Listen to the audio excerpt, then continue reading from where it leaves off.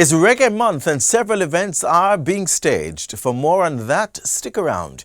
Hello and welcome to another edition of Jamaica Magazine. I am Adrian Atkinson. This is the show with the information you need to know. Stay with us. It all begins right now. God knows how much I've tried. The truth I cannot hide.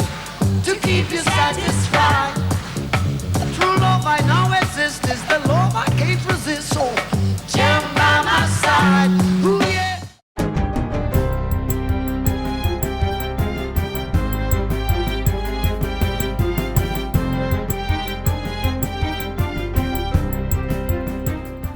Good day, I'm Lorraine Mendez and this is your JIS News for Tuesday, February 9. The National Housing Trust has surpassed its target of 22,000 housing starts over 4 financial years, ending March 2021. Manager of Corporate and Public Affairs at the Trust, Dwayne Burbick, gave the update during a recent JIS interview. Mr. Burbick says the NHT has plans to build another 8,000 housing starts in the upcoming fiscal year. We would have looked at our housing budget and we would have looked at the available land, looked at the projects, looked at what we can fast track and get through to completion. And I believe we're aiming at roughly about 8,000 housing starts for the upcoming financial year. And we're looking at our housing budget well in excess of $50 billion. And to put that into perspective, we would have been spending about $40 billion this financial year. So that's a significant improvement in our housing spend. NHT contributors can look forward to applying for Silverson Estate Phase 2. The 2-bedroom, 1-bathroom detached houses are being marketed between $12.54 and $13.25 million. Persons may apply online between February 16 and February 18. Final preparations are now underway for the rollout of the COVID-19 vaccine, scheduled for later this month into March. Director of Family Health Services in the Ministry of Health and Wellness, Dr. Melody Ennis, says the ministry's team is fully mobilized to meet its target once the vaccine arrives. She was speaking during the ministry's recent virtual sensitization forum. We are just about there. There are several factors that we have been focusing on to include our PR or demand generation. In general, I believe we are about 80% ready and we have less than 2 weeks to go, and we are fully mobilized to meet the target of once the vaccines get here, we can begin to get it into arms. Dr. Ennis says preparations include putting management systems in place at the national and parish levels to ensure the correct storage and care of the vaccine by persons on the ground. Training and sensitization has started for personnel responsible for administering the vaccines. We are looking at the sites that we will be vaccinating from. We are ensuring that they have the right setting in order for us to observe patients once they have been vaccinated. We are organizing our mobile teams. The Ministry of Foreign Affairs and Foreign Trade has formalized its partnership with JAMPRO to increase international trade and investment promotion in Jamaica. A Memorandum of Understanding (MOU) was recently signed through the Economic Diplomacy Program, the EDP. The program is designed to enhance Jamaica's international visibility as a destination for business. The agreement includes JAMPRO undertaking marketing and engagement activities with diplomatic missions and consular posts, DMCPs. The aim is to secure business opportunities that will generate foreign direct investments and drive exports from Jamaica. JAMPRO says the EDP also provides a platform to identify areas of new demand for Jamaican products and services, as well as any challenges that may impact Jamaica's ability to capitalize on the opportunities within each region. During the first phase of the Economic Diplomacy Program in 2020, over 85 DMCPs across several continents were engaged through webinars, sector presentations, and meetings. New investment and export prospects have been explored in sectors like tourism, logistics, energy and infrastructure, and agribusiness. Other areas of focus will include the manufacturing and outsourcing industries. Minister of Justice Delroy Chuck says government hopes to implement the Data Protection Act 2020 before the new National Identification System NIDS comes into effect. The Data Protection Act, which seeks to safeguard the privacy and personal information of Jamaicans, was passed with 3 amendments in the Senate in June 2020. At a recent town hall meeting, Minister Chuck outlined that the regulations were being worked on. Once these are completed, the likelihood is that that body, the Data Protection body will be set up. I suspect that it will be a matter of months before everything is come into operation. I can't give you an exact date, but I know the government that is working to put it into operation, and there's a real likelihood, I can't give you a date, and we hope it will be before the implementation of the NIDS bill. Meanwhile, Minister of Foreign Affairs and Foreign Trade Senator Kamina Johnson-Smith pointed out that the September date announced for NIDS was for the implementation of technical capacity. Where we are in terms of the technical work that's being done, building out of the security platforms and protocols, etc., we will be in a position, as at September 1, all things remaining equal, to start that process. 20 unattached youth from Trenchtown and Tivoli Gardens are now developing projects to implement in their communities. The 18 to 29-year-olds are being trained under the Interagency Network Youth Development Program that was launched on Thursday. This $15 million program is a partnership involving the Planning Institute of Jamaica's Community Renewal Program and the Social Development Commission Kingston and St. Andrew Interagency Network. Other partners include the Heart NSTA Trust, the Northern Caribbean University, Project Management Global Institute, the Hope Program, and Grace and Staff Community Development Foundation. The initiative began in August 2020 out of a need to increase youth involvement in the community development process. PIOJ's Director General Dr. Wayne Henry says the program provides a timely intervention that will see young people coordinating and planning youth-focused projects. I sincerely hope that all who are able to benefit from this program will fully utilize its opportunities and in turn become an inspiration to other youth who may be needing motivation and direction to chart a better future for themselves. And finally, small-scale producers and emerging entrepreneurs in the agriculture sector can now benefit from sustainable income generation opportunities through aquaponics. It's being facilitated under the Increasing Access to Climate Smart Agriculture program, being funded by the Inter-American Development Bank and the Caribbean Development Bank. Farmers will have access to financing and markets, as well as training and technical assistance to start aquaponics enterprises.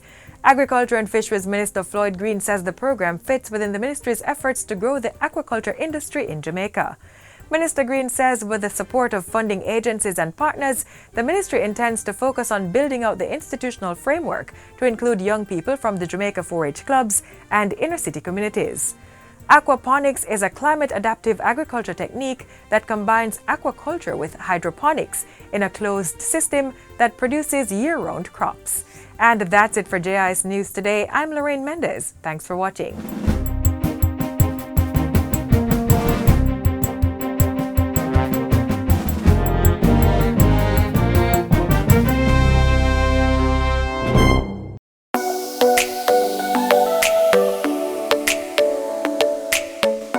To properly carry out a hand rub, apply a palmful of the product in your cupped hand, covering all surfaces. Rub your hands palm to palm. Rub your right palm over the back of your left hand with interlaced fingers and vice versa. Rub your hands palm to palm with fingers interlaced. Rub the back of your fingers to opposing palms with fingers interlocked. Rotationally rub backwards and forwards the clasped fingers of your right hand in your left palm and vice versa. Once your hands are dry, they are now safe.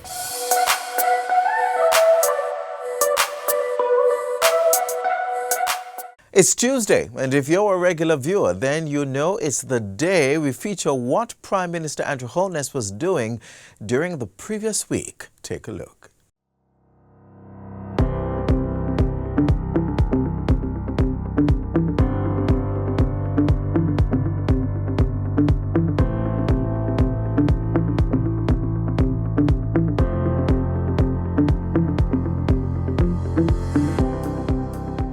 Jamaica to receive a first set of vaccines by mid-February. Road maintenance program to be launched, and we are seeing the first signs of a robust and resilient government that can withstand a pandemic, and after that we'll move on to even greater things.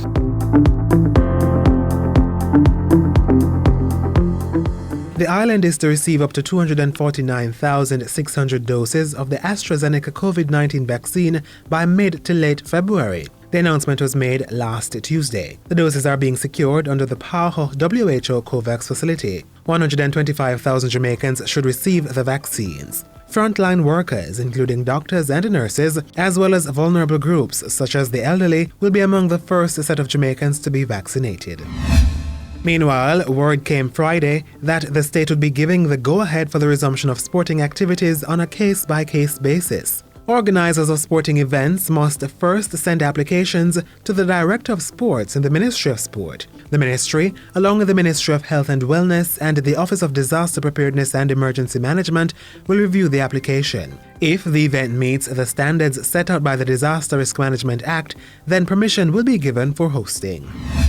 During last Tuesday's Parliament sitting, Minister without Portfolio Everald Warmington announced that a proper road maintenance program would be implemented. 5 kilometers of roads under the control of central government and managed by the National Works Agency will be impacted. Mr. Warmington says the approach to road patching and repairs will also be re-examined. Maintenance work will be viewed as either preventative maintenance or corrective maintenance, which includes performance standards, routine maintenance, periodic maintenance, rehabilitation, and emergency repairs. For performance standards, the NWA will be utilizing the most effective team size, equipment, methods, and procedures for performing the work. Under routine maintenance, day-to-day upgrades will be carried out to include debushing, cleaning, and small repairs to pavement surfaces. Periodic maintenance will be carried out at intervals and will entail resurfacing of pavements. Mr. Warmington says rehabilitative maintenance will be done when the infrastructure no longer fulfills the function for which it was originally intended. And emergency repairs will be executed following heavy damage caused by natural disasters. The Planning Department, through its Road Planning Unit, will urgently commence condition surveys on all the roads under central government control. This has to be done before we can put in place a realistic maintenance program and we allow for the necessary funding to be secured and prepared. Minister Warmington says the National Works Agency and the National Water Commission will dovetail their works. The National Works Agency cannot complete a project, and the National Water Commission comes along shortly after to dig up the very project that is just completed. There must be planning and coordination between both agencies so that this practice is a thing of the past. The two agencies, however, have begun collaborating, and this will be strengthened. Despite the major blows inflicted by the COVID-19 pandemic, Prime Minister Andrew Holness says the Jamaican government has managed to stay on track.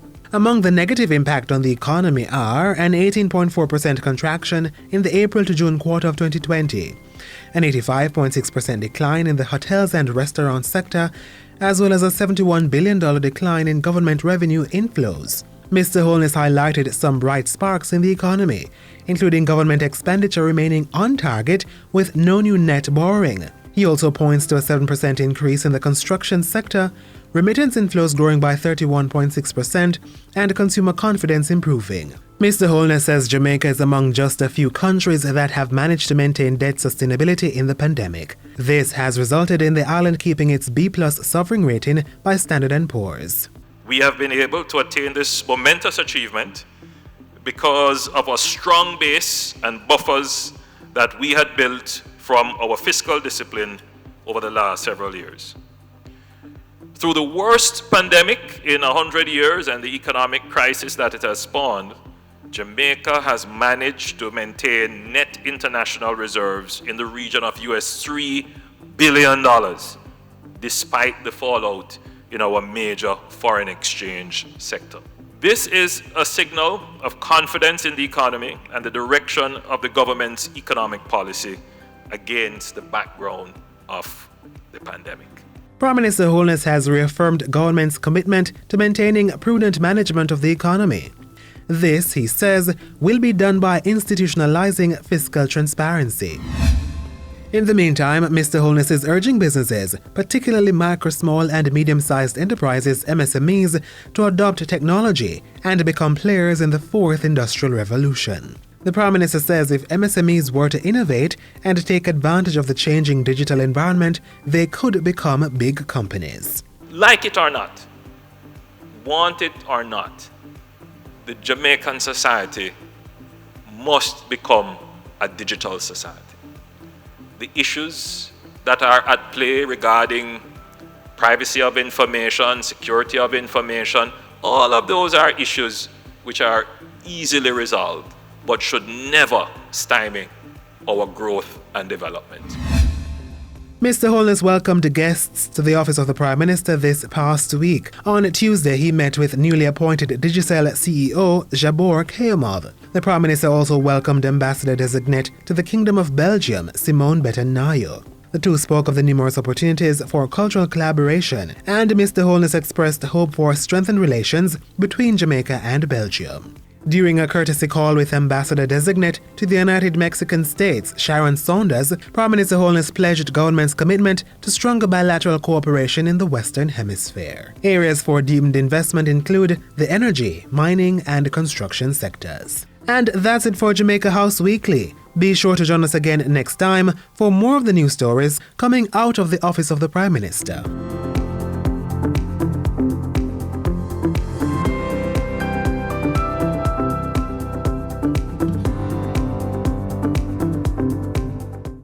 The new NIDS bill has been drafted and is ready for review. We want to hear from you. Go to www.japarliament.gov.jm to download a copy of the new bill. Join the conversation. Make a written submission to Clerk to the Houses, Gordon House, 81 Duke Street, Kingston, or via email clark@japarliament.gov.jm. We have extended the time to the 15th of February. Join the process. Let your voice be heard. COVID-19 cannot stop this vibes. Catch the rhythm online as Reggae Month activities skank along. Here's what to expect and how you can participate in the month-long event. Do you love reggae music?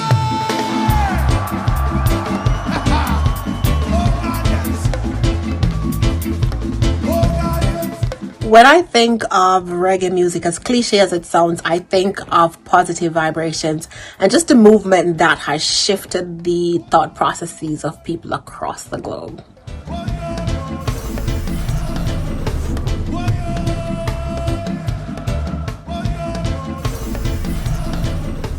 What started as a means of expression within Jamaican inner-city communities in the 1960s has become a global phenomenon, stealing the hearts and transforming the minds of people all around the world. Reggae music means a lot to me because it's a very big part of my culture.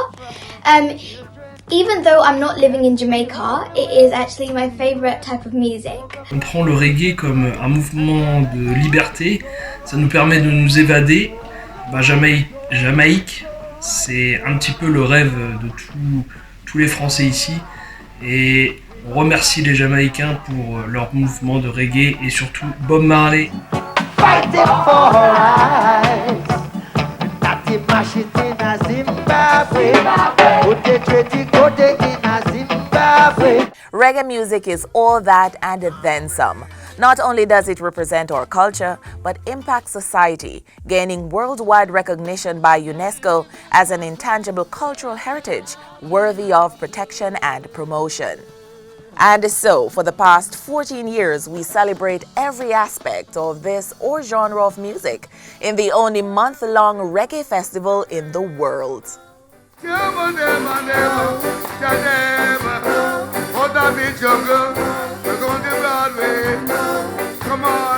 Hey, you never know you would love the Congo Bongo.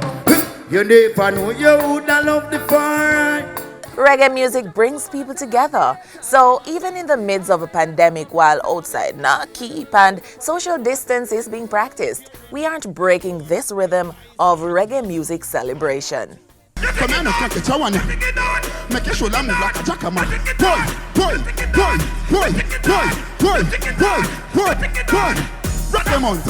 Reggae month. We can still get together and feel all right, even from a distance. And so we have been, virtually. You don't want to lose it. It's electric. Boogie, woogie, woogie. You can't use it. It's electric. Boogie, woogie, woogie. But you know it's there. It's here, there, and everywhere. Hey, reggae month. Go back and tell them. Say we're winning right now, you win. Oh yes, we're winning right now, and we forget the trophy because we're living right now. Reggae way to bless, bless, bless, bless, bless. From Reggae Month church service at Fellowship Tabernacle to Bob Marley's 76th birthday celebration, persons have been catching the rhythm. But the month is young, and there are still tons of daily activities. Each Sunday in February is Ground Nation with the Jamaica Music Conference. Mondays, it's all things reggae history. Wake the town and tell the people. Stage audio workshop and Just Give Me the Light. Stage lighting workshop. Tuesdays are all about our children with the Children of Our Icons Rewind, Reggae Stories, Jario virtual discussions, Amateur on the Mounds, and lots more. Wednesdays are dedicated to Jario Reggae Rewind, Reggae Month Masterclass, Reggae Praise, and more. And on Thursdays, grab your books and pens for Jario Open University and discuss topics including effects of COVID, opportunities and new normal, and reggae and resistance. Pop some corn and grab a drink on Fridays while enjoying reggae films with the family. And deck the kids out in black, green, and gold for Jamaica Day in schools on February 26. All pirate, yes, they rabbi. On Saturdays, we'll enjoy vintage concerts and a sound system tune for tune. On the final Saturday, February 27, get dressed and go to your living rooms for the Reggae Icon Award ceremony. And on the last day of Reggae Month, Sunday, February 28, participate in the Jamaica Music Online Conference and then put on your tux or gown for the Jaria Honors Awards. Never miss a beat. Come catch the rhythm virtually during Reggae Month 2021. Download the Reggae Jamaica app for all things about the music and the celebration schedule. After all, Reggae just sweet. That's it.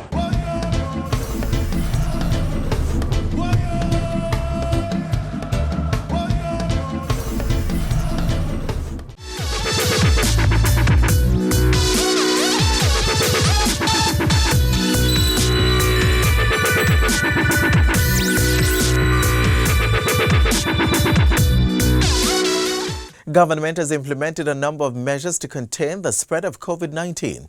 Health Minister Dr. Christopher Tufton has the latest update. Watch this.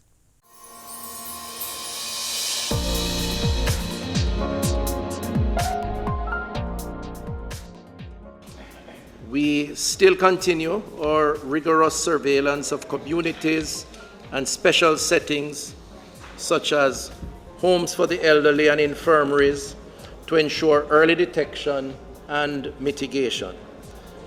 While we are still in the midst of the pandemic, Madam Speaker, indications are pointing to some success in the management of the spread of the disease and its impact on the health system.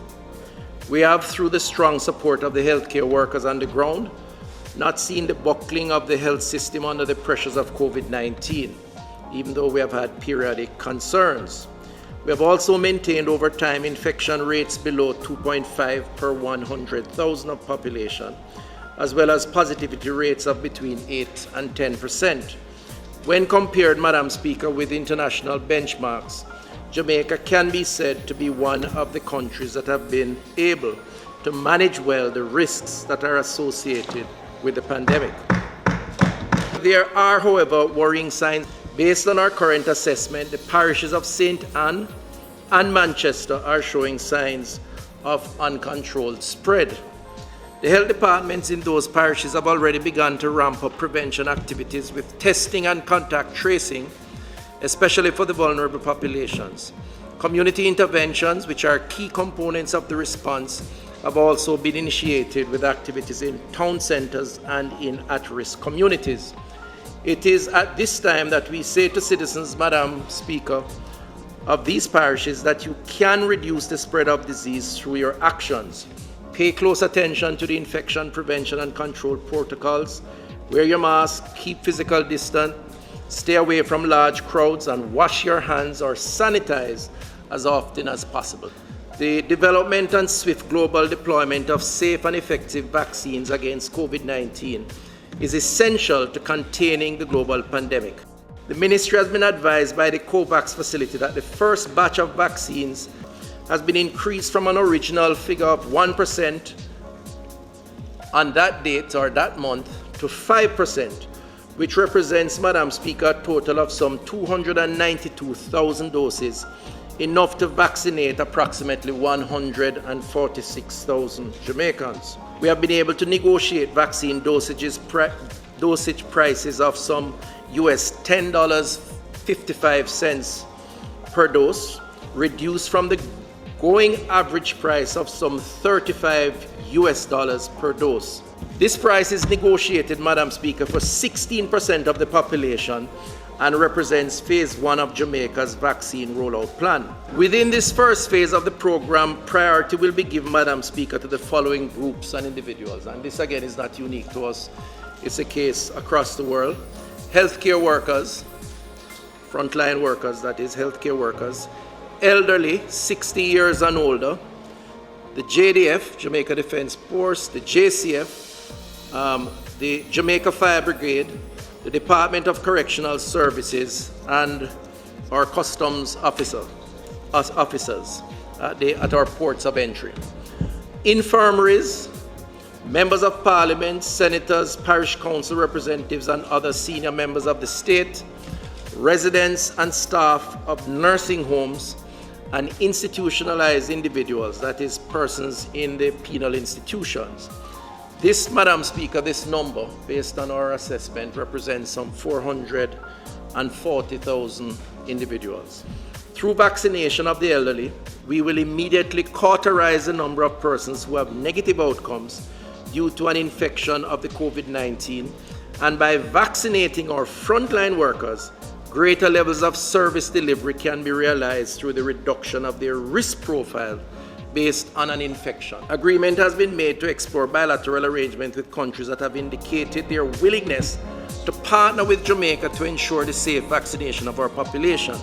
Accordingly, the Ministry of Health and Wellness, in collaboration with the Ministry of Foreign Affairs and Foreign Trade, will begin the process of exploring how we can leverage our international engagements to secure additional supply access for safe vaccines. It must be understood that the Ministry of Health and Wellness will maintain its very rigorous process of review for all medical supplies that are administered within our jurisdiction.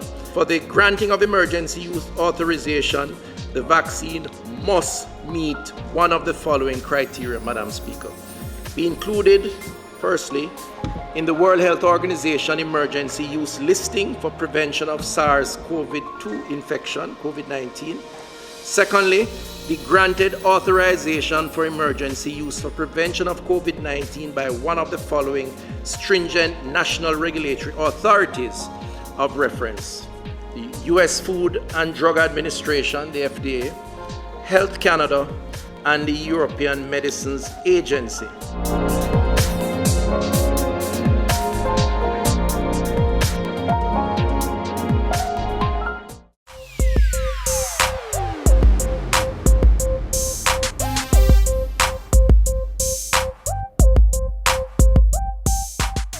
You've reached the final page of the magazine. Thanks so much for staying with us. Another one unfolds tomorrow, so come back same time on this same station. Until then, click on our website and YouTube channel for more informative features. While there, please subscribe to our pages and click that notification bell so you can stay in the know. And don't forget to reach out to us on social media. I'm Adrian Atkinson, encouraging you to think positive as you stay safe.